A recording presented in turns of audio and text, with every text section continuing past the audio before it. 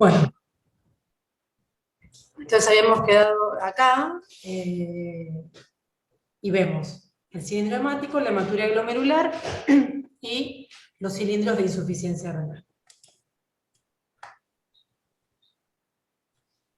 Este cuadrito es un cuadrito que yo lo saqué hace 200.000 años en Harrison.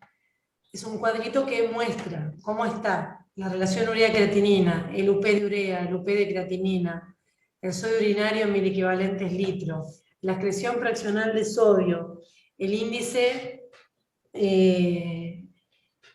también de sodio, la osmolaridad urinaria y el sedimento urinario en las distintas entidades glomerulares, en las distintas entidades no glomerulares, en la insuficiencia renal prerrenal, en la necrosis tubular aguda, en el síndrome nefrítico agudo, en la nefritis intersticial aguda, que si es una nefritis intersticial va a haber mucho daño tubular, alteraciones en la concentración, en la insuficiencia renal posrenal. Entonces fíjense que en la insuficiencia renal prerrenal, y si uno dice prerrenal, quiere decir que el riñón está bien, el riñón lo único que le está pasando son cambios hemodinámicos por alteraciones en la volemia, que es distinto a tener un daño del túbulo y que es distinto a tener un daño del glomérulo. Hay fundamentalmente una excreción fraccional de sodio que está conservada en el prerrenal, porque el prerrenal no llega a tener ese daño tubular, es el estadio previo a la NPA. Y en el síndrome nefrítico agudo también, porque dijimos que es un daño del glomérulo sin daño del túbulo. La osmolaridad urinaria en el prerrenal va a estar muy alta, es un riñón que logra concentrar, en el síndrome nefrítico agudo también, pero la gran diferencia en los parámetros que medimos es que en el prerrenal, como no hay un daño parenquimatoso, no hay una glomerulonefritis, ni hay una necrosis tubular aguda, el sedimento urinario es normal. En cambio, en el síndrome nefrítico agudo hay cilindros hemáticos, hematíes.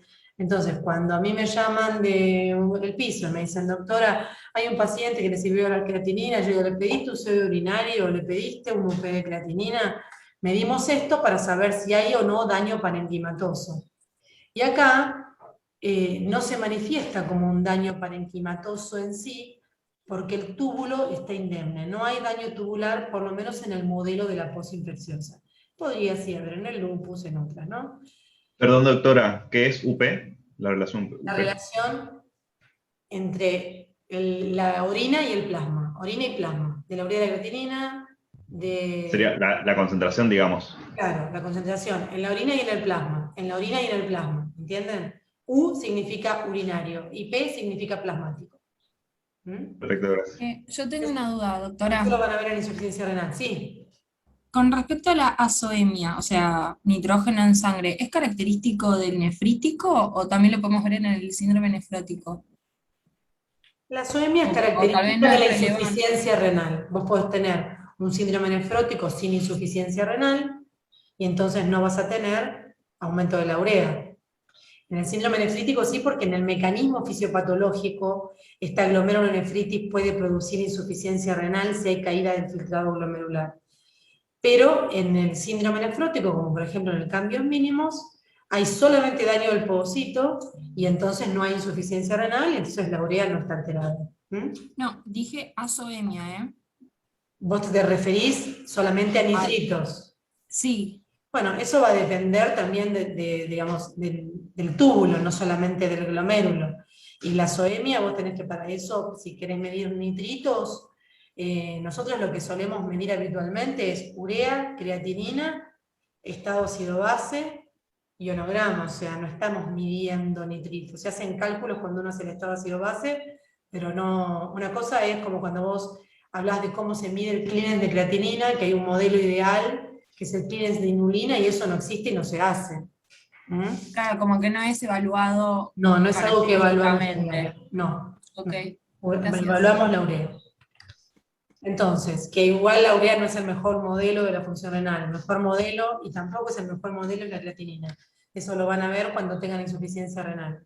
Para que alguien le suba la creatinina hay un daño previo, pero hay marcadores que tampoco usamos, que son todas cosas que las leemos y las sabemos, y que sabemos que cuando subió la creatinina llegamos tarde, pero no se están midiendo marcadores que ya van a ver cuando tengan insuficiencia renal aguda en los pacientes agudos. Entonces, les dije antes que era muy importante la complementemia, y la complementemia es porque hay algunas glomerulopatías hipocomplementémicas, unas por la vía clásica, otras por la vía alternativa, y por ejemplo, si yo tengo que dar una clase de lupus, se puede presentar con síndrome nefrítico, también con síndrome nefrótico, también con hematuria aislada. Si tengo que dar una clase de crioglobulinemia, la mayoría de las veces con síndrome nefrítico. Si tuviera que dar una membranoproliferativa tipo 1, que es la vía clásica, puede ser con síndrome nefrítico, con proteinuria y hematuria. Y las que están alteradas, la vía alternativa, fundamentalmente del complemento, es la posinfecciosa, que es el modelo más precioso de síndrome nefrítico, la hepatitis B, el urémico hemolítico, la membranoproliferativa tipo 2, o la enfermedad trombólica son enfermedades que pueden dar hipocomplementemia por la vía alternativa. Y de estas, con síndrome nefrítico, estas tres, la posinfecciosa y la hepatitis y la membranoproliferativa pueden dar. Bueno, esto es lo mismo. ¿Cuáles son las glomerulopatías hipocomplementémicas? Hay muchas, me parece que por ahí esto es mucho para ustedes.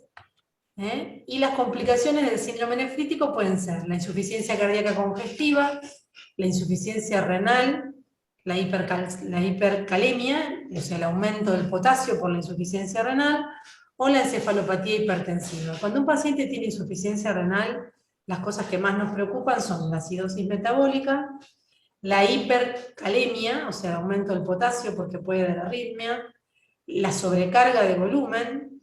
Entonces, un paciente puede tener una insuficiencia renal aguda y requerir diálisis en una insuficiencia renal aguda porque esté anúrico, al borde de un edema agudo pulmón, porque tenga un potasio refractario al tratamiento médico y haya que dializarlo para bajar ese potasio que lo puede llevar a una arritmia y a la muerte, una insuficiencia cardíaca que puede producir edema agudo de pulmón. En el síndrome nefrítico, en el niño, en el modelo de la posinfecciosa, raramente hay insuficiencia renal de esta magnitud. En el síndrome nefrítico de la endocapilar del adulto, o sea, de los modelos de posinfecciosa del adulto, es más frecuente la insuficiencia renal severa, eso ahora lo vamos a ver, pero estas serían las complicaciones que podría tener un síndrome nefrítico. Entonces fíjense que en los niños siempre más indolente y en los adultos siempre más severa.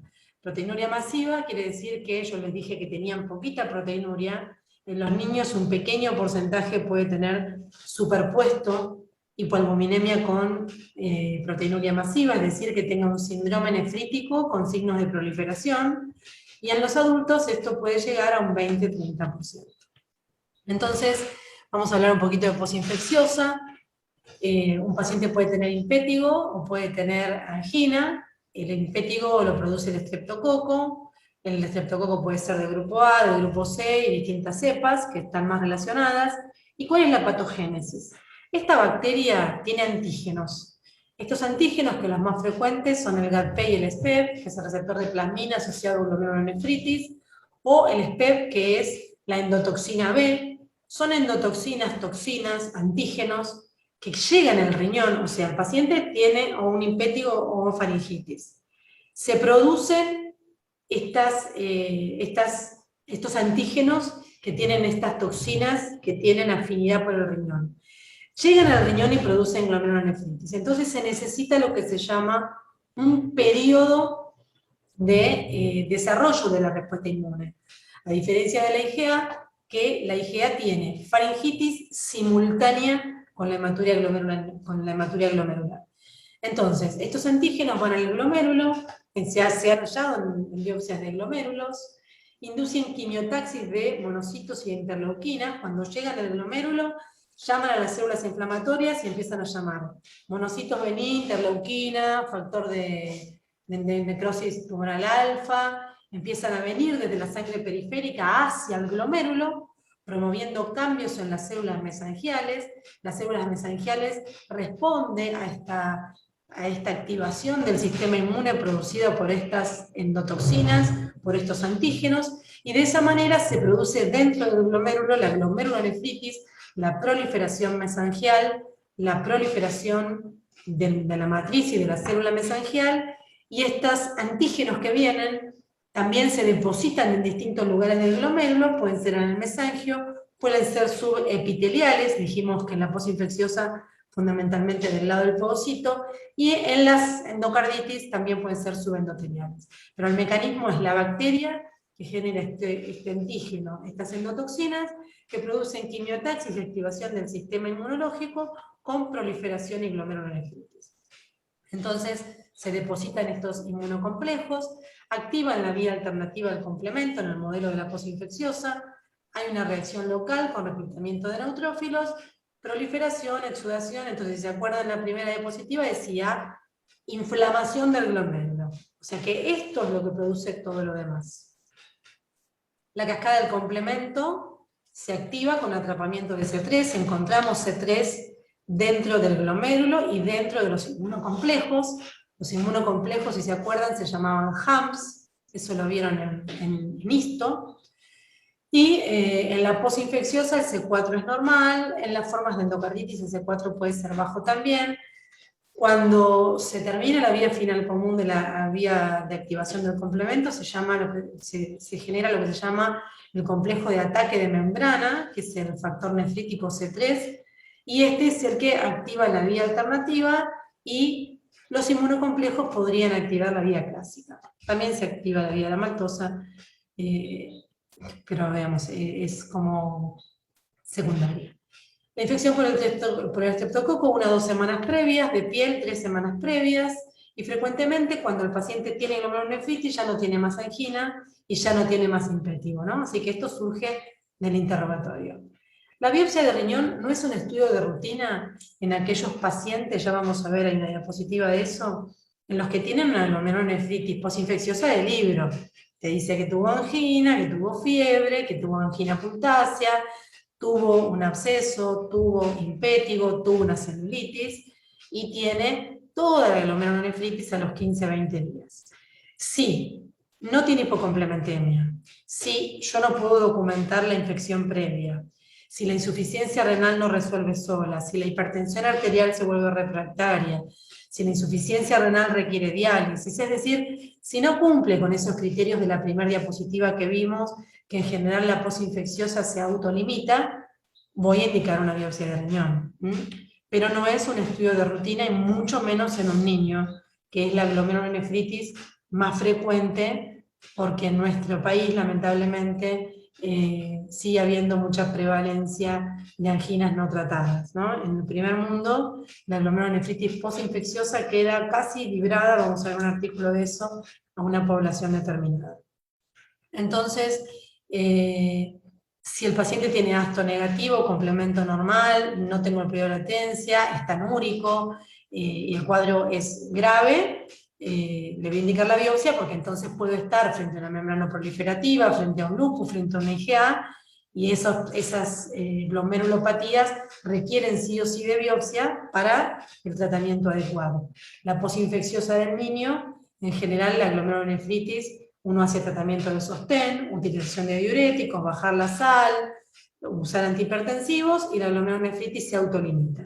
Pueden quedar con hematuria aislada 1 año, el complemento suele resolverse al mes, mes y medio se normaliza, y la insuficiencia renal puede durar unos días, una semana, ¿no? Bueno, acá vemos un glomérulo, muy lobulado, acá lobulado porque se ve acá cómo se separan lóbulos, con mucha proliferación endotelial, acá las luces capilares están casi ocluidas, con aumento de algunas membranas capilares, o sea que acá podría haber un inmunocomplejo, con aumento de las células y de la matriz mesangial. Esto fucsia es la matriz, y estos son los núcleos de los polimorfos nucleares en la matriz mesangial. Entonces esto es una foto que podría corresponder a un patrón membrano proliferativo o una posinfecciosa, que son la forma de afectación glomerular, fíjense, muy severa. Acá se ve esto con microscopía de alta resolución, que fijara el microscopio electrónico en mirada al óptico, como hay 2 núcleos de células endoteliales, es decir, hay exudación de la célula endotelial, esto es la membrana basal glomerular, y esto es un inmunocomplejo, un HAM. Un inmunocomplejo subepitelial, la membrana basal glomerular y el HAM. la membrana basal glomerular y el HAM. Toda la exudación dentro de la luz de las asas capilares, la proliferación mesangial. Entonces este es el daño que produce la inflamación en mecanismo inmunológico. En las enfermedades glomerulares hay que usar sí o sí, no hay vuelta, inmunofluorescencia. ¿Por qué? Porque las glomerulopatías, que se dividen en proliferativas y no proliferativas, por estos mecanismos, también se dividen en mediadas por inmunocomplejos o mediadas por alteración solamente de la inmunidad celular. Entonces, si yo quiero saber si en una glomerulopatía está involucrada una inmunoglobulina o hay activación de la vía del complemento, tengo que someter el tejido renal a antisueros que tienen IgG, C3, C1q, IgM, IgA y fibrinógeno para ver qué tengo depositado, porque yo ya sé que la IgA tiene predominio de IgA, que el lupus tiene C1q, que la posinfecciosa tiene IgG y C3, entonces yo puedo tener un patrón óptico, pero yo voy a completar mi diagnóstico siempre fundamentalmente con la inmunofluorescencia. Y la inmunofluorescencia puede tener distintos patrones en la posinfecciosa, pero IgG y C3 en las paredes capilares. También hay un patrón, que es el patrón mesangial, que se llama en cielo estrellado. Eso le puso en guirnalda porque fundamentalmente las asas capilares, entonces dibujaría como una guirnalda. En cielo estrellado porque están predominantemente en el mesangio, acá se ve como respeta las asas capilares, todo esto es todo mesangial, entonces como respeta las asas capilares, alguien dijo que se parece al cielo estrellado. Y acá se ve con microscopía electrónica un depósito de electrón denso con la corona radiada. Esto que está así tan redondito es el citoesqueleto del podocito, como se incluye dentro de la membrana basal este inmunocomplejo, y esto es lo que yo lo veo por inmuno, y por electrónica se confirman en esa localización. 1% de las formas posinfecciosas pueden tener el patrón extracapilar, que dijimos que tenemos que tener solo una fila de células, y cuando hay proliferación de las células parietales de la cápsula de Bowman, tengo un patrón extracapilar, y fíjense este patrón extracapilar lo que le hizo al glomérulo. El glomérulo está acá.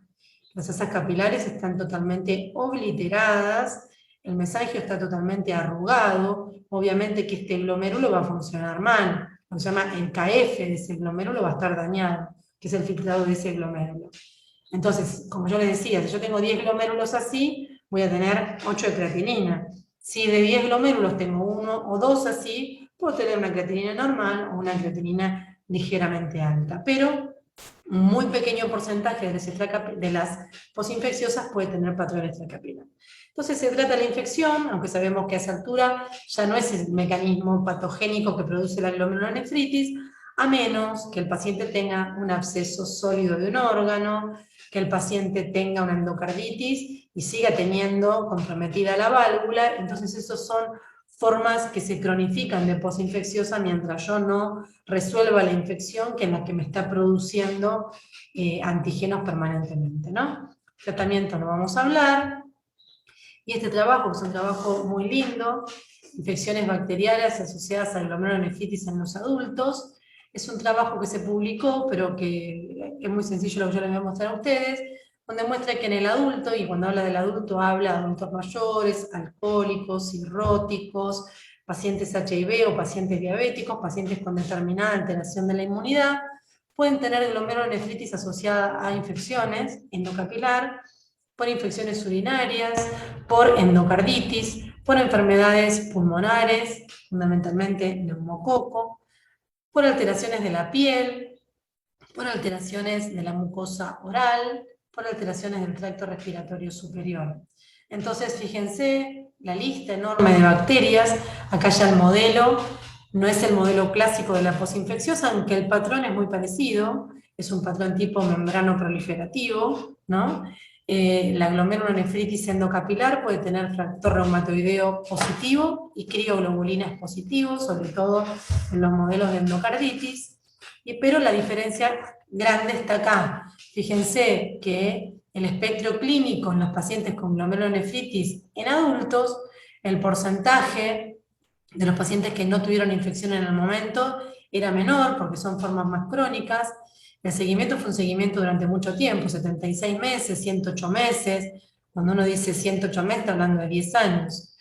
Y evolucionaron con insuficiencia renal y muerte, insuficiencia renal en algunas series 4, 8, 10, 13, 25%, 33%, muerte 4, 11, en esta serie 30, o sea que la glomerulonefritis endocapilar en estas poblaciones más vulnerables, con formas de presentación con gérmenes más agresivos, también tienen una forma de desarrollo más severo. Por eso, cuando nosotros estamos con un paciente adulto, que puede ser un diabético, que haya tenido un pie diabético, un paciente con una neumonía, que desarrolla una glomerulonefritis, nunca olvidarse de esta extensa lista de gérmenes y nunca olvidarse de que las manifestaciones clínicas no son las exclusivas de la glomerulonefritis post-estreptocóxica del niño, que es una forma muy benigna. Bueno, estamos pasados de tiempo. Esto es manifestaciones extrarrenales que se pueden ver en una endocarditis. También existe la glomerulonefritis, síndrome nefrítico por shunt auriculoventricular. Eso presenta infección solamente el 0,7 al 2% de los pacientes. Esto lo puede producir el Staphylococcus epidermidis, menos frecuente la pseudomonas. También puede haber post-estreptocóxica, en realidad endocapilar, asociada a osteomielitis, abscesos intraperitoneales, pelvianos, pleurales, dentales. La clínica es variable, la forma ya dijimos, tipo membrano proliferativa o difusa proliferativa. Y bueno, y hasta acá hemos llegado con síndrome nefrítico. ¿Me quieren hacer alguna pregunta?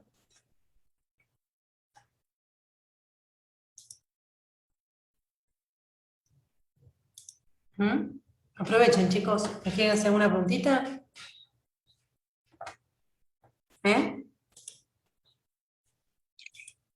Parece que no.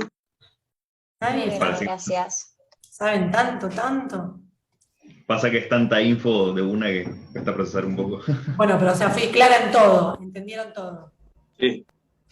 Sí, habría que haber pasado, nada más. Sí, yo creo que aunque la escuchen un par de veces, no es tan complicado. O sea, lo que tiene que quedar claro es que el síndrome nefrítico siempre va asociado a una glomerulonefritis y que existen formas más leves, formas más severas. Sí o sí, obviamente, la forma de manifestación clínica, que es la hematuria glomerular con hipertensión arterial, con insuficiencia renal, con proteinuria leve, que se puede o no asociar a las complicaciones, insuficiencia cardíaca, oliguria con requerimiento de diálisis, que no es lo mismo en un niño que en un adulto, que cuando yo estoy frente a un cuadro clínico que tengo un síndrome nefrítico, tengo que abrir mi juego diagnóstico y decir, tiene un lupus, tiene un IgA, tiene una crio, tiene una posinfecciosa, tiene un virus B, tiene una extracapilar focal. Entonces, según lo que yo pienso que tiene, también es lo que voy a pedir. No es que voy a pedir todo siempre.